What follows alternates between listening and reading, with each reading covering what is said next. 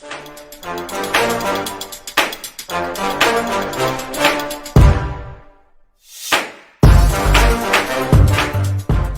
everybody, back again, and today we are working on the two Warhammer / war picks that we made in the video where we forged the detail work in on both of these critters. The video is going to take about 2 days for me to make, as opposed to the week that it took for me to make the video on the knives. We only have to cast 2 sets of scales. I've already casted one, and in this video we will cast the other set of scales so you guys can see again how I cast the resin scales for these handles. And we'll go ahead and show you guys how I mount these scales onto a tanged handle, a full tang handle. So we're going to start with the big brother today, and then tomorrow we'll move on to the smaller guy. The big brother is the one with the forge welded face, where I forge welded the end back in on itself down here to create a square hammerhead. This is the one that has the simpler, non-gnarled twist, and they both feature these mosaic designs on them. Before I get the handle slapped on this one, we're going to go ahead and cast the set of handle scales for the other one so that can start curing up, because it takes about 24 hours to fully cure. So we have the small tongue epoxy resin right here. This is the hardener, and the label has come off of the resin. And we've got a 100 ml cup here. It takes 200 mils to fill up my mold, but I do it 100 mils at a time, so I can use 2 colors. Add 50 mils of the resin. And when you're doing this, you want to make sure you're on a perfectly level surface, so that way you get an accurate read. Because if you mess up the chemistry on this, if you get more resin than hardener, or more hardener than resin, it will never ever fully cure.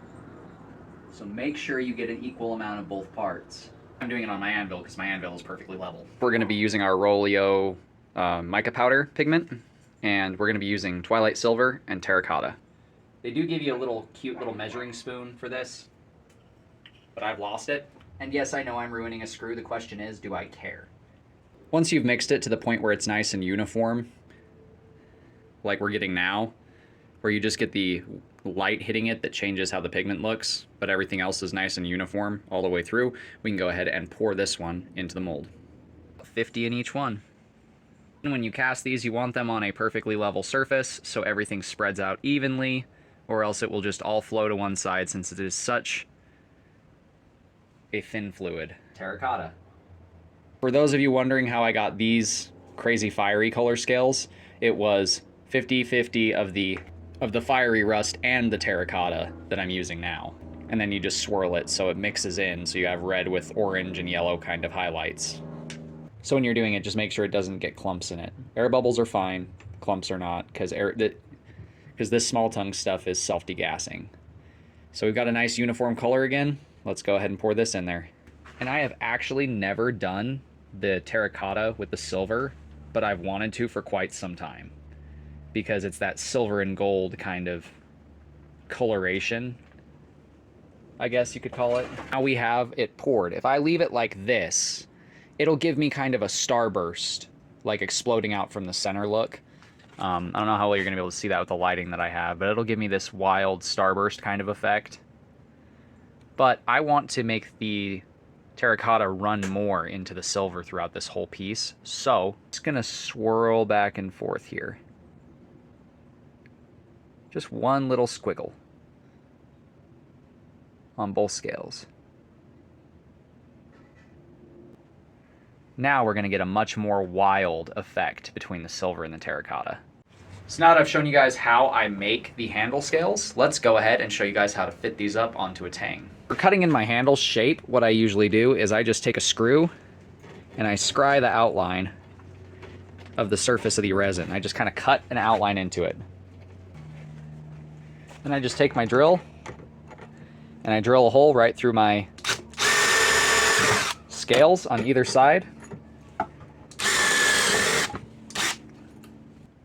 And just like that, you have a nice clean outline of how you need to cut the scales out, and you already have your pinholes in place. What we're going to do is flip our hammer over, line it back up on the other side, clamp it down nice and solid again. Same thing, outline and drill your holes.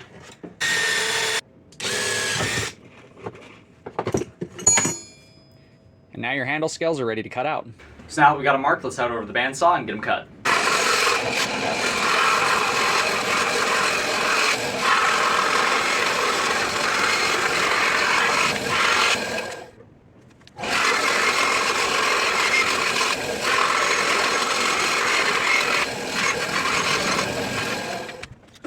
back from the bandsaw now, and we have our scales pre-cut to shape. So this saves us a lot of time sanding and grinding later down the road. Now, let's go ahead and fit it up. One thing you do want to keep in mind for certain is when you are sanding or cutting or grinding this stuff, it turns back into a powder that is a polymer powder kind of stuff.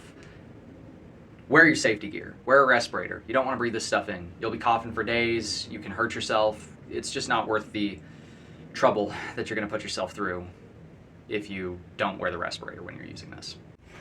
So when I'm doing my pins, a lot of guys will go through and spend a ton of time making sure that their pin is exactly the perfect length before they glue up. I don't do that. I put my pin stock in the hole and I cut it to length right up against the hole. Now I have a pin that is the exact right length, maybe a tiny, tiny bit of overhang, but I can grind that off very easily at the grinder. Make short work of that leftover bit of pin there. Go ahead and clip our other pin real quick. When I glue them up, I like to use the JB Weld 5-minute clear set. This stuff gels in 5 minutes, and in 1 hour it is hard enough to sand, so I only spend 1 hour waiting for this to harden rather than 24 hours, and it all binds up really solid.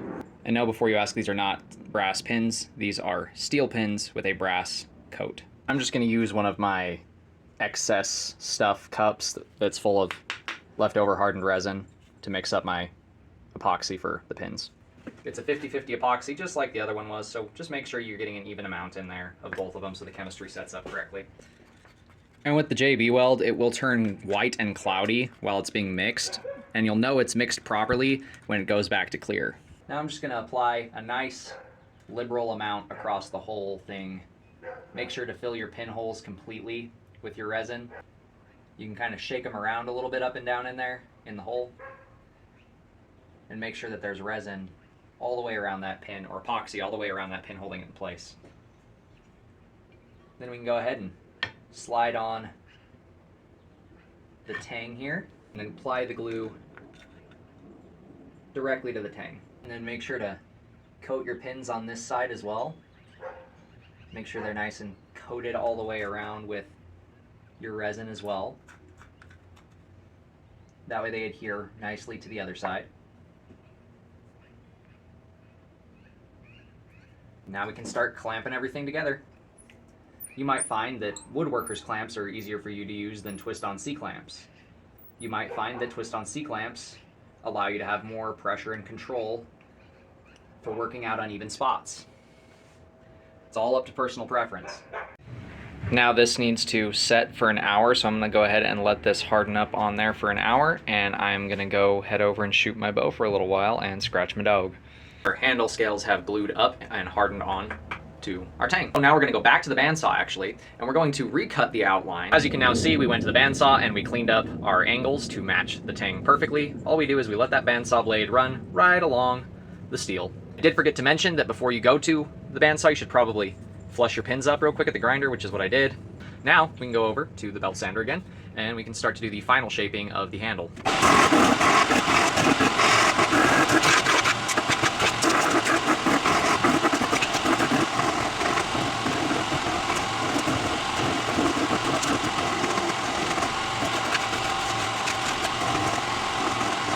So we've got our shape roughed in. We've got a nice swell at the bottom of that handle so your hand doesn't slip off. It is kind of square, but it is very nicely rounded on all the sides, so it's nice and comfortable to hold in either orientation.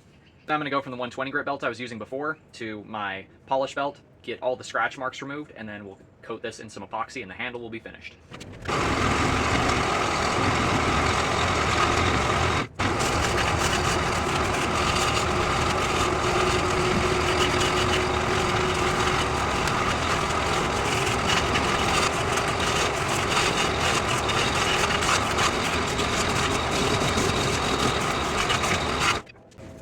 So since this was turning out to be so pretty, I actually did decide to go ahead and knock a lot of that forge scale off, and I am still going to wire brush this, but I'm going to hit it with some gun blue after, so that way it should darken right back up and look rather pretty. So let's go ahead over to the wire brush now that we've got things cleaned back up, and we'll wire brush this a little bit. We'll gun blue the hammer, and then we will epoxy coat the handle, and this piece will be finished, and we can start tomorrow on the next one. So we've gone ahead and gun blued it, so it is back to forge black, but nice and shiny black rather than the dark forge scale black.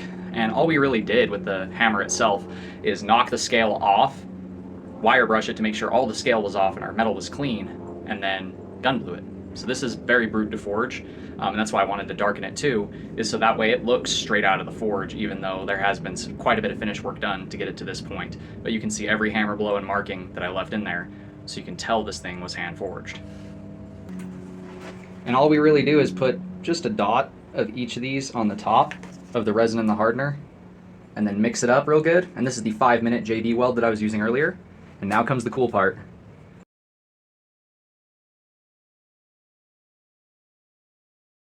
So it is now the next day, and we are going to be working on this guy next, the more hyper-realistic Billy Goat head on this 4-pick. This one I'm not going to blue. I'm actually going to polish this guy and leave it with that wire brush finish that we did before. We're not going to gun blue this one, so this will be a shiny one, whereas the other one was a dark shiny. We've also got our scales pulled out of the mold. That terracotta and silver makes some really wild looking scales. The way that the coloration and shadows play on each other with these scales is pretty dang crazy when it comes to the silver and the gold, and I'm glad I did this as an experiment because it's going to turn out looking pretty cool. Since I showed you guys pretty much how we put these together with the last hammer, I'm just going to show you guys step by step as we get this one finished up.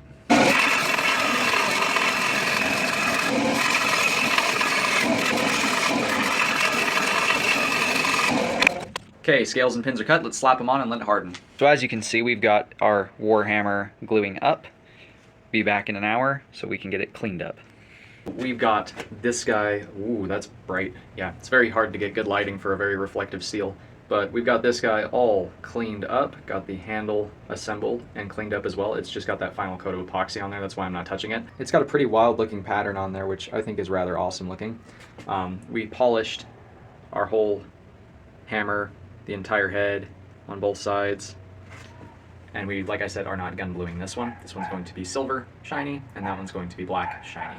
So we have two different options, you know, the red and black with the black steel, and the terracotta and silver with the silver steel. I feel like that's a pretty good medium ground to fall into with these, just because I know some of you guys like black out gear, and some of you guys like it to be shiny. So we've got the black and the silver. The silver one is slightly smaller and shorter than the black one, as you can tell.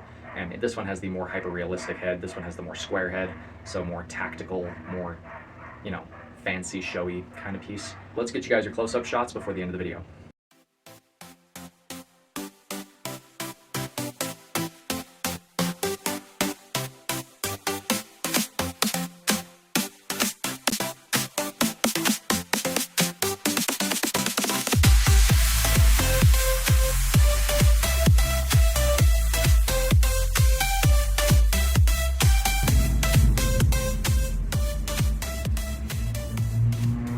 That does it for today's video. If you guys like what you've seen, do me a favor, do that thing right there. Until next time, God bless, stay sharp out there. If you're looking for a custom sharp object or bludgeoning tool, check out my Etsy store. Link will be at the end of the video.